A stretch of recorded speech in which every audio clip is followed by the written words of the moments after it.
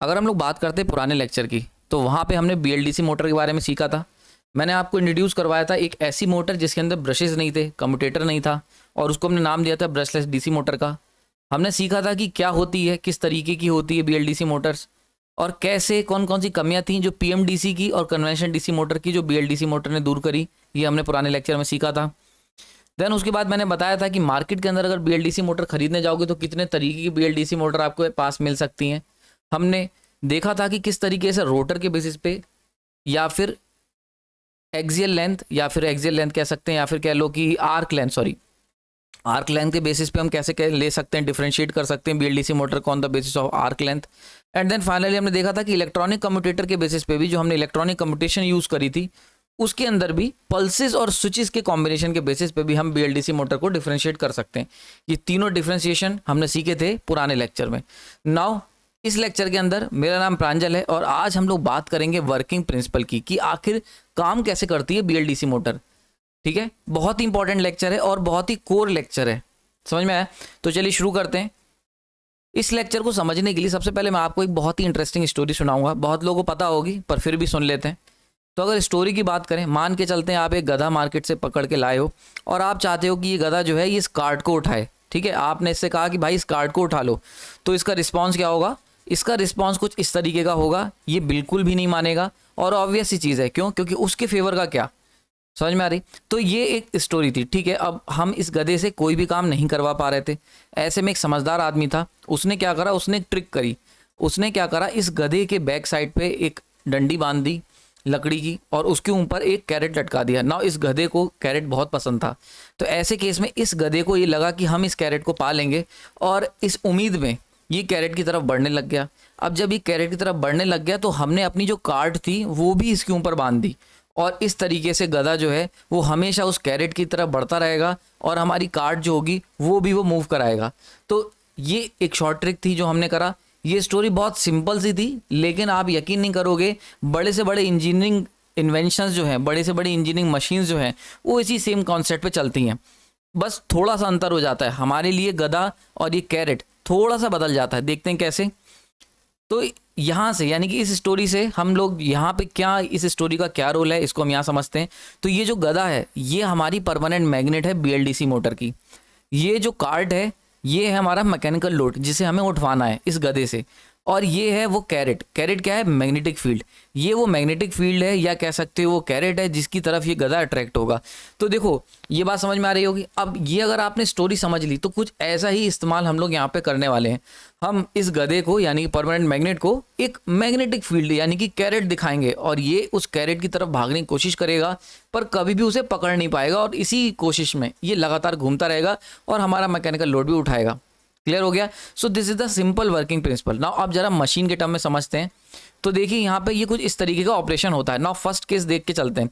मान के चलते रोटर जो है वो हमारा इस पोजीशन में इनिशियल पोजीशन है। This is initial position. ठीक है, इनिशियल पोजीशन, ये है इनिशियल पोजीशन। ओके, अब मैं क्या करूंगा, मैं ये एक साउथ पोल यहाँ पे क्रिएट करूंगा। ये हमारा क्या है? कैरेट है, तो ये साउथ पोल है।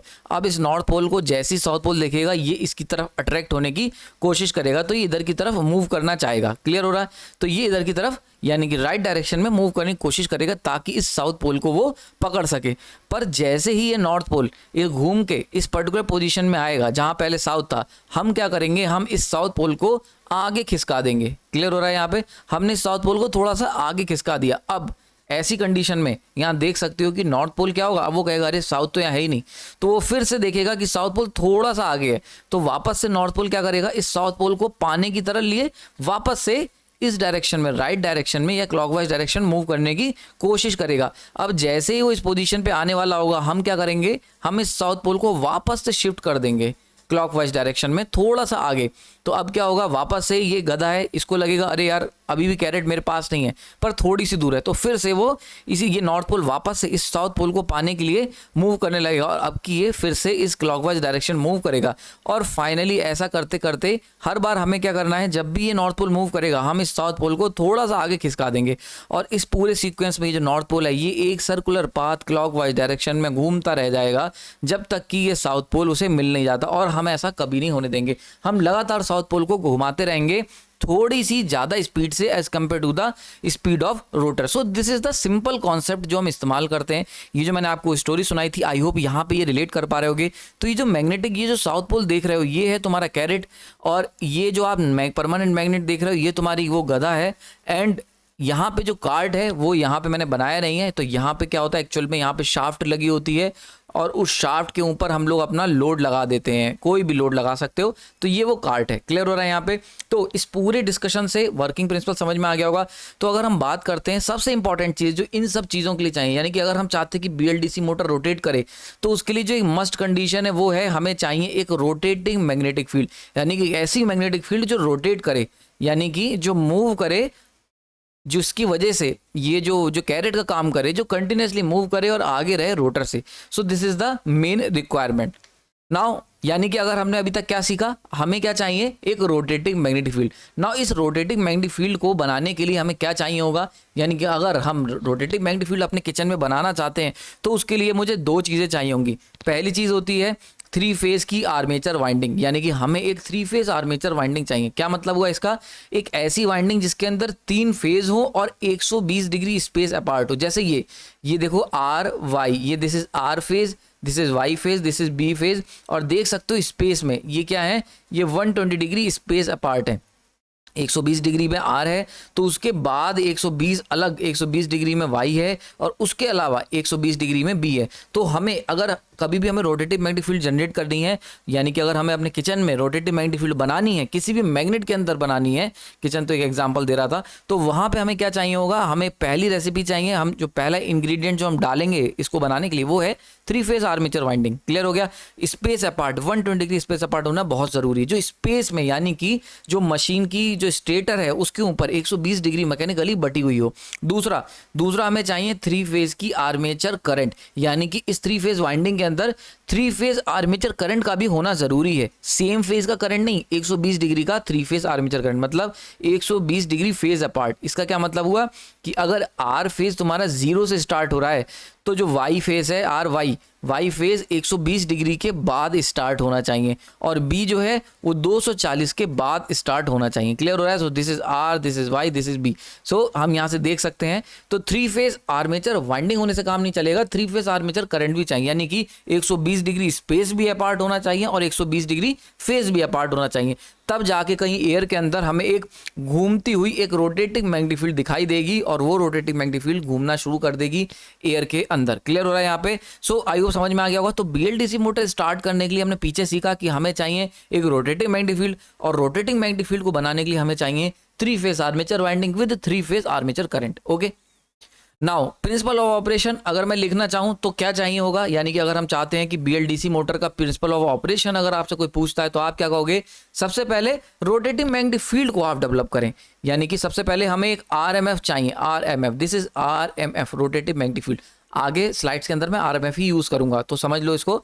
तो ये जो RMF है ये शॉर्ट फॉर्म है, इसी का हम इस्तेमाल करेंगे। तो हमें क्या चाहिए, एक रोटेटिंग मैग्नेटिक फील्ड को हम जनरेट करें वाया 3 फेज आर्मेचर वाइंडिंग, इसका इस्तेमाल करके।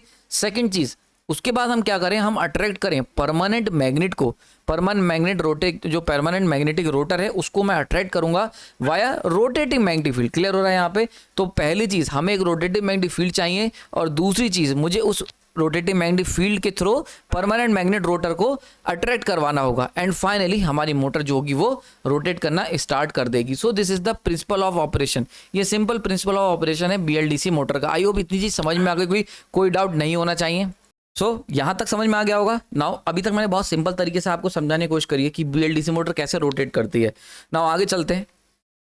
एक प्रॉब्लम आती है स्टार्टर की। आपको याद होगा ये जो मैंने BLDC मोटर का लेफ्ट साइड में स्ट्रक्चर बनाया है, देख सकते हो ये जो BLDC मोटर का, ये BLDC मोटर का स्ट्रक्चर है, और कुछ इसी तरीके का स्ट्रक्चर होता है सिंक्रोनस मोटर का। अगर आपने सिंक्रोनस मोटर पढ़ी है, जो कि पढ़ी होगी, तो आपको पता होगा कुछ ऐसा ही स्ट्रक्चर हम लोग सिंक्रोनस मोटर के अंदर भी इस्तेमाल करते थे। 3 फेज वाइंडिंग है, यहाँ पे भी 3 फेज वाइंडिंग है, 3 फेज आर्मेचर करंट दे रहे हैं, यहाँ पे भी 3 फेज आर्मेचर करंट दे रहे हैं। ठीक है, armature current winding and armature current. Okay, ये दोनों चीज़ें सेम है।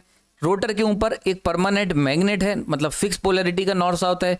यहाँ पे हम लोग क्या कर रहे हैं, एक एक्सटर्नल फील्ड एक्साइटेशन सिस्टम का इस्तेमाल कर रहे हैं, लेकिन अल्टीमेटली क्या है, यहाँ पे भी ये भी क्या है, एक फिक्स पोलैरिटी का फ्लक्स है।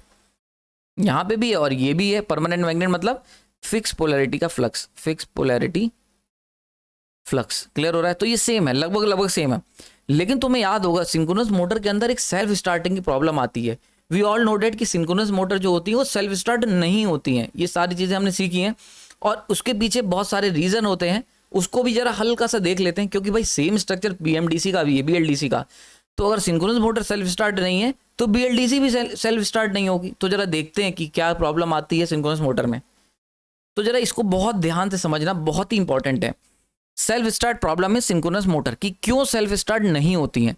तो बेसिकली यहाँ पे दो इश्यूज होते हैं। पहला इशू सबसे इंपॉर्टेंट कि जो रोटर होता है उसका इनर्शिया बहुत ज़्यादा होता है। यहाँ पे जो आप रोटर देख रहे हो सेलिएंट पोल का, इसका इनर्शिया जो होता है वो काफ़ी ज़्यादा हाई होता है। और दूसरा इशू क्या होता है, ये जो रोटेटिंग मैग्नेटिक फील्ड होती है, रोटेटिंग मैग्नेटिक फील्ड, इसकी स्पीड बहुत ज़्यादा होती है। भाई यहाँ से देख सकते हो NS इक्वल टू 120 F/P। ठीक है, मान के चलते हैं दो पोल्स हैं, 50 हर्ट्स है, तो 120 इंटू 50 डिवाइड बाई 2। क्लियर हो रहा है यहाँ पे? तो 60 हो गया, यानी कि अप्रॉक्स 3000 RPM। देख सकते हो 3000 जो है वो 3000 RPM की स्पीड से ही रोटेटिंग मैग्नेटिक फील्ड रोटेट कर रही है, और रोटर जो है उसका इनर्शिया बहुत ज़्यादा है। तो ऐसे केस में क्या होता है, रोटर जो होता है वो उसके साथ मैग्नेटिक लॉकिंग नहीं कर पाता है। आपको पता होगा कि सिंक्रोनस मोटर या सिंक्रोनस जनरेटर ये दोनों के दोनों मैग्नेटिक लॉकिंग पे काम करते हैं। इसमें स्लिप जैसा कुछ नहीं होता है जो कि इंडक्शन मोटर में होता है। क्लियर हो रहा है? तो यहाँ पे मैग्नेटिक लॉकिंग जब तक नहीं होगी और मशीन ऑपरेट नहीं करेगी। नाउ इसको जरा समझते हैं ध्यान से। तो देखो हो क्या रहा है, क्यों नहीं हो पाती। तो एक्चुअली मान के चलते हैं ये रोटर है, ठीक है। अब ये आपने यहाँ पे साउथ पोल रोटेट करना स्टार्ट करा, rotating magnetic field, this is, ये क्या है, ये है रोटेटिंग मैग्नेटिक फील्ड। अब ये साउथ पोल रोटेट करना स्टार्ट करा यहाँ से।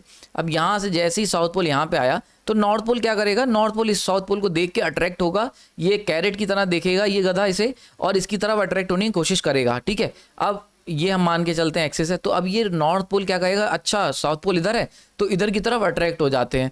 लेकिन क्या होगा, जब तक ये घूम के, जब तक ये नॉर्थ पोल घूम के अपने जिधर की तरफ अट्रैक्ट होने की कोशिश कर रहा था वहां तक पहुंचेगा, ठीक है, ये साउथ पोल इतना तेज घूम रहा है कि ये साउथ पोल यहां से घूम के वापस यहां आ जाएगा इस पर्टिकुलर पॉइंट पे ना। जैसे ही यहां पे आ जाएगा तो अब नॉर्थ पोल क्या दिखेगा, अरे यहाँ तो साउथ पोल है ही नहीं, साउथ पोल एक्चुअल में तो लेफ्ट साइड में है। तो ऐसे में नॉर्थ पोल क्या करेगा, यानी कि जो तुम्हारा परमानेंट मैग्नेट रोटर है वो क्या करेगा, वो वापस से इस साउथ पोल की तरफ अट्रैक्ट होके एंटी क्लॉकवाइज जाने की कोशिश करेगा। और इस प्रोसीजर में क्या होगा, ये यहाँ पे पहुंच जाएगा।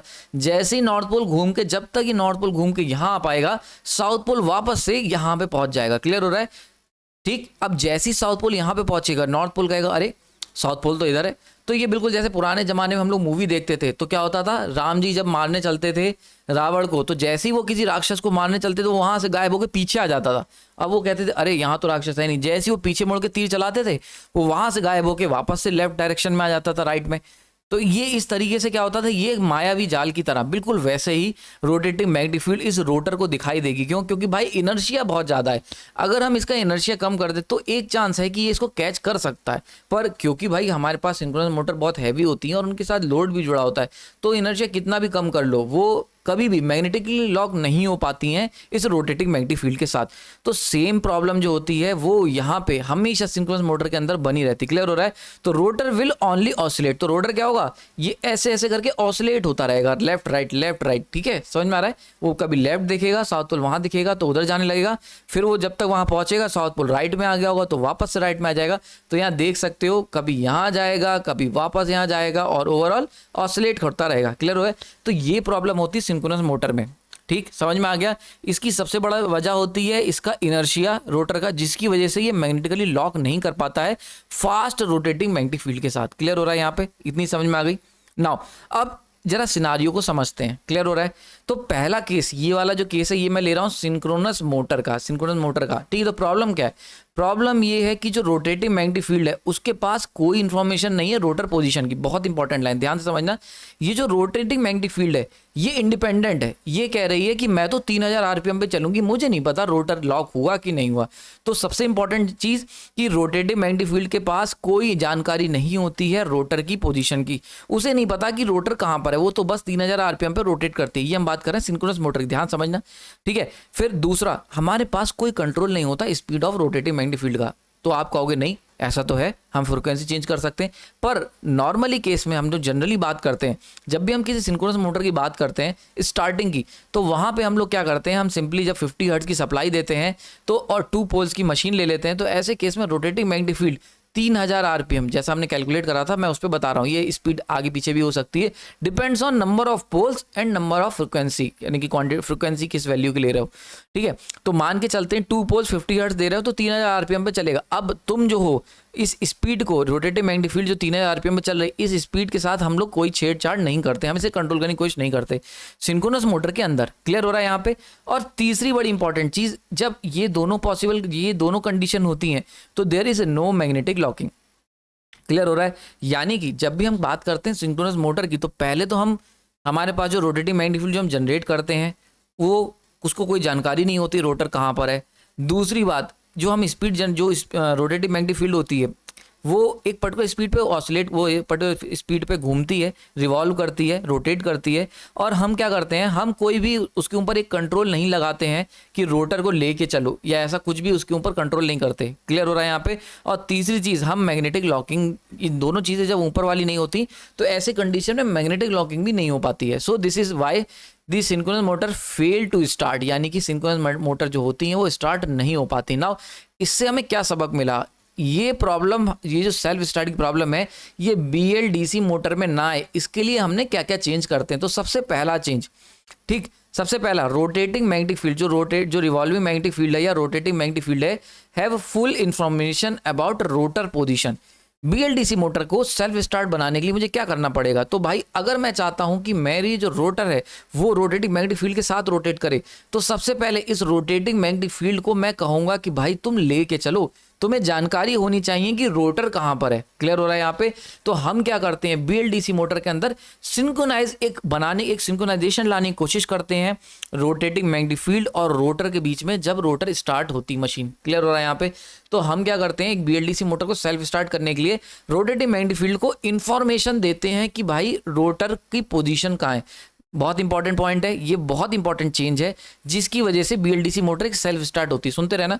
तो पहला पॉइंट तो ये आ गया कि हम क्या करते हैं, जो हमारी रोटेटिंग मैग्नेटिक फील्ड है उसको इंफॉर्मेशन प्रोवाइड करवाते हैं कि रोटर कहाँ पर है। दूसरा, हम क्या करते हैं, हमारे पास कंट्रोल होता है speed of rotating magnetic field, यानी कि हम क्या करते हैं, BLDC मोटर के अंदर रोटेटिंग मैग्नेटिक फील्ड की स्पीड को हम कंट्रोल कर लेते हैं as per rotor position. Clear हो रहा है। यहाँ पे एक चीज और नोट कर लेना, no control over speed of RMF as per rotor position.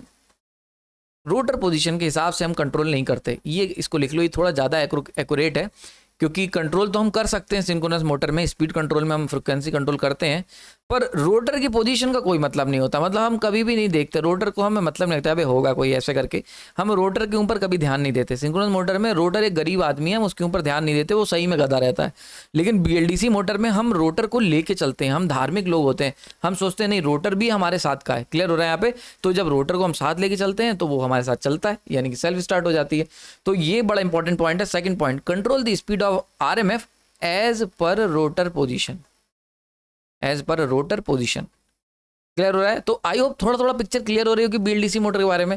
तो क्या चेंज करें सिंक्रोनस मोटर के अंदर, सिंक्रोनस मोटर में भी सेम BLDC और सिंक्रोनस मोटर का स्ट्रक्चर एकदम सेम था, लेकिन सिंक्रोनस मोटर फेल हो गई और BLDC मोटर फेल ना हो उसके लिए हमने थोड़ा सा चेंज करा। पहला चेंज, हमने रोटेटिंग मैग्नेटिक फील्ड को जानकारी दी कि रोटर कहाँ पर है। दूसरा चेंज, हमने क्या करा, रोटेटिंग मैग्नेटिक फील्ड की स्पीड को कंट्रोल करा एज पर रोटर पोजीशन, कि रोटर की पोजीशन के हिसाब से स्पीड होगी। यानी कि अगर हमारा रोटर हल्के हल्के चल रहा है तो रोटेटिंग मैग्नेटिक फील्ड भी हल्के हल्के चलेगी, ठीक है, जिससे कि हम लोग मैग्नेटिक लॉकिंग कर सकें। और क्योंकि हमने ये दोनों इंफॉर्मेशन दी तो मैग्नेटिक लॉकिंग हमें देखने को मिल जाती है एट स्टार्ट। बड़ा इंपॉर्टेंट है, शुरुआत से ही, समझ में आ रहा है। जबकि यहाँ पे no magnetic locking at start, यानी कि स्टार्ट में हमें कोई मैग्नेटिक लॉकिंग देखने को नहीं मिलती, जबकि BLDC में हमें मैग्नेटिक लॉकिंग देखने को मिल जाती है एट स्टार्ट। क्लियर हो रहा है। And that is why BLDC motor are self start in nature. ये क्वालिटी जो है ये इस BLDC मोटर को सेल्फ स्टार्ट बनाती है। क्लियर हो गया, यहाँ पे समझ में आया। आई होप बिल्कुल अब पिक्चर क्लियर हो गई होगी। तो BLDC और SM लगभग सेम है, अंतर क्या है, BLDC सेल्फ स्टार्ट है, क्यों, क्योंकि उसके अंदर हमारी जो रोटेटिंग मैग्नेटिक फील्ड है उसके पास पूरी जानकारी होती है रोटर की, और वो अपनी स्पीड, हम क्या करते हैं रोटेटिव मैग्नेटिक फील्ड की जो स्पीड है उसे कंट्रोल करके रखते हैं ताकि रोटर साथ साथ चल सके। क्लियर हो रहा है यहाँ पे? एंड हमें मैग्नेटिक लॉकिंग, इसी वजह से मैग्नेटिक लॉकिंग स्टार्ट में ही मिल जाती है। क्लियर हो गया? पूरी पिक्चर क्लियर हो गई होगी। चलिए आगे चलते हैं। अगर कोई डाउट है तो कमेंट सेक्शन में लिख सकते हो। लेक्चर अच्छा लग रहा है तो लाइक भी कर सकते हो, आपकी मर्जी है। आगे चलते हैं। Okay, now this is final. Self start BLDC requirement. अब भाई हमने ये सब सीख लिया, चलो ये तो थ्योरेटिकल बातें हो गई कि ठीक है यार ये किताबी ज्ञान हो गया। अब कैसे करोगे सेल्फ स्टार्ट BLDC, कैसे करा सकते हैं, तो रिक्वायरमेंट क्या क्या है? तो सबसे बड़ी इंपॉर्टेंट निकल के आई पोजिशनल सेंसर की। This is most important point. यानी कि BLDC मोटर को अगर तुम्हें सेल्फ स्टार्ट बनाना है तो उसके लिए हमें क्या सीखा हमने पीछे? अभी देखो पीछे हमने अभी जो जस्ट पीछे सीखा है कि सेल्फ स्टार्ट बनाने के लिए सबसे इंपॉर्टेंट पॉइंट क्या था? इंफॉर्मेशन अबाउट रोटर पोजीशन की इंफॉर्मेशन होनी चाहिए। क्लियर हो रहा है यहाँ पे? तो यहाँ पे यही बात बता रखी है कि अगर आप चाहते हो कि BLDC मोटर आपकी सेल्फ स्टार्ट हो तो हमारे पास पोजिशनल सेंसर का इस्तेमाल करना पड़ेगा। हमें क्या चाहिए? देखो भाई ध्यान से समझो, BLDC मोटर को अगर सेल्फ स्टार्ट करना है, सेल्फ स्टार्ट, तो इसके लिए हमें रोटर की इंफॉर्मेशन चाहिए, रोटर इन्फो चाहिए। और रोटर इन्फो कहाँ से आएगी? रोटर की पोजीशन इन्फो, रोटर पोजीशन, यहाँ पे लिख लो पोजिशनल इन्फो। और ये पोजिशनल इन्फो कहाँ से आएगी? ये आएगी पोजिशनल सेंसर से, पोजिशनल सेंसर। क्लियर हो रहा है यहाँ पे? एक एक पॉइंट क्लियर होता जाएगा। This is positional. तो एक बड़ा इंपॉर्टेंट क्या, हमें एक पोजिशनल सेंसर चाहिए बेस्ड 3 फेज सिस्टम, यानी कि 3 फेज सिस्टम तो हो ही हो, साथ में हमें एक पोजिशनल सेंसर भी चाहिए। क्लियर हो रहा है यहाँ पे? तो जो हम कह रहे थे ना हमें रोटेटिव मैग्नेटिक फील्ड के लिए 3 फेज सिस्टम चाहिए, तो एक positional sensor based 3 phase system चाहिए, मतलब एक पोजिशनल सेंसर भी उसके अंदर होना चाहिए। ओके, पहला पॉइंट। अब भाई अगर हम ऐसा करेंगे तो एबल टू कंट्रोल, अब जब ये हमें मिल जाएगा positional sensor based 3 phase system मिलेगा, तो इसी की मदद से हम लोग क्या कर सकेंगे? हम लोग स्पीड को कंट्रोल कर पाएंगे रोटेटिव मैग्नेटिक फील्ड की एज पर रोटर पोजीशन। ठीक है, बात समझ में आ रही? जो हमने पीछे सीखा था कि एक बार अगर तुम्हें पोजीशन सेंसर से इंफॉर्मेशन मिल गई कि रोटर कहाँ पर है, यानी कि अगर तुमने देख लिया कि ठीक है तुम्हारा साथ वाला अभी 4-5 कदम पीछे चल रहा है, तुम्हें इंफॉर्मेशन मिल गई, तो तुम धीरे चलोगे, ऑब्वियस सी बात है। बात समझ में आ रही? ये बिल्कुल ऐसा ही है। देखो तुम रियल लाइफ में भी यहाँ से सीख सकते हो। फॉर एग्जांपल 2 लोग चल रहे हैं, अगर एक आदमी दौड़ रहा है और एक आदमी बहुत हल्के चल रहा है, तो अगर हमें उनको साथ चलाना है तो उसके लिए हमें जानकारी होनी चाहिए कि पीछे वाला कितना पीछे रह गया। उसके लिए एक पोजिशनल सेंसर चाहिए होगा जो बताएगा कि भाई जिसके साथ तुम चल रहे हो वो पीछे छूट गया है। तो ऐसे में हम क्या करते हैं? अपनी स्पीड स्लो कर लेते हैं और साथ में लेके चलते हैं। बस यही काम यहाँ करना है। तो एक पोजिशनल सेंसर चाहिए जो बताएगा रोटर कितना पीछे है, और उसके बाद हमें क्या होगा? हमें चाहिए होगी रोटेटिव मैग्नेटिक फील्ड। हम क्या करेंगे? उस पोजीशन की इंफॉर्मेशन का इस्तेमाल करते हुए रोटेटिव मैग्नेटिक फील्ड की स्पीड को कंट्रोल कर लेंगे। नाउ रोटेटिव मैग्नेटिक फील्ड की स्पीड को कैसे कंट्रोल करोगे? तो NS इक्वल टू 120 F/P। तो अल्टीमेटली हम क्या करेंगे? फ्रिक्वेंसी कंट्रोल कर लेंगे। अभी फ्रिक्वेंसी कैसे कंट्रोल करोगे भाई? तो फ्रिक्वेंसी कंट्रोल करने के लिए हम इस्तेमाल करेंगे ऑटो सिंक्रोनाइज्ड इन्वर्टर का। अब समझ में आया होगा? ये आपको कुछ याद लग रहा है? सुना सुना नाम लग रहा है ना, ऑटो सिंक्रोनाइज्ड इन्वर्टर। पहला लेक्चर देखना मेरा इसी पे BLDC पे, तो मैंने आपको वहां पे बताया था कि ऑटो सिंक्रोनाइज्ड इन्वर्टर का इस्तेमाल करते हैं इलेक्ट्रॉनिक कम्युनिकेशन में। तो वहां पे कई लोगों के मन में क्वेश्चन आया हो कि ऑटो सिंक्रोनाइज का क्या मतलब है? तो ऑटो सिंक्रोनाइज का मतलब ऐसा इन्वर्टर जो अपने आप, जो अपनी फ्रिक्वेंसी, अपने आउटपुट को सिंक्रोनाइज करेगा विद पोजीशन ऑफ रोटर, यानी कि एक ऐसा इन्वर्टर जिसका आउटपुट रोटर की पोजीशन के हिसाब से अपने आप को एडजस्ट कर लेगा, वो कहलाता है ऑटो सिंक्रोनाइज इन्वर्टर। और इसके बारे में हम सीखेंगे अगले लेक्चर में। आई होप ये लेक्चर आपको पसंद आया होगा। यहाँ पे हमने इंट्रोडक्शन दिया कि भाई कैसे क्या बेसिक प्रिंसिपल है, आखिर BLDC मोटर का वर्किंग प्रिंसिपल क्या है, कैसे काम करती है। एक स्टोरी सुनी बहुत इंटरेस्टिंग सी, ठीक, और फिर देखा कि कैसे उस स्टोरी से हम BLDC मोटर को चला सकते हैं। और फाइनली हमने देखा कि सेम स्ट्रक्चर सिंक्रोनस मोटर का भी होता है, पर वो रोटेट नहीं करती। तो हमने उसके अंदर क्या कमियां थी, टेक्निकल वीकनेस क्या थी सिंक्रोनस मोटर की, जिसकी वजह से वो रोटेट नहीं करती, वो सीखी।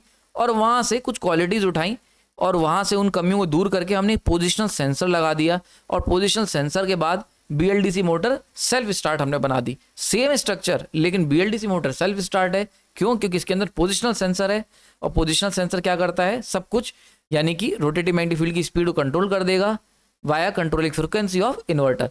अब ये कैसे करेगा, इसको लिए आपको नेक्स्ट लेक्चर का इंतजार करना पड़ेगा। हम नेक्स्ट लेक्चर मिलेंगे, इलेक्ट्रॉनिक कम्युनिकेशन के ऊपर बात करेंगे, बहुत इंपॉर्टेंट लेक्चर है। ये लेक्चर पसंद आया तो लाइक कर सकते हैं। आपने अपने कीमती समय दिया उसके लिए धन्यवाद। ये आप शेयर करें, काफ़ी लोगों को ज़रूरत होगी। अगर कोई मन में डाउट है तो कमेंट सेक्शन में ज़रूर बताएं।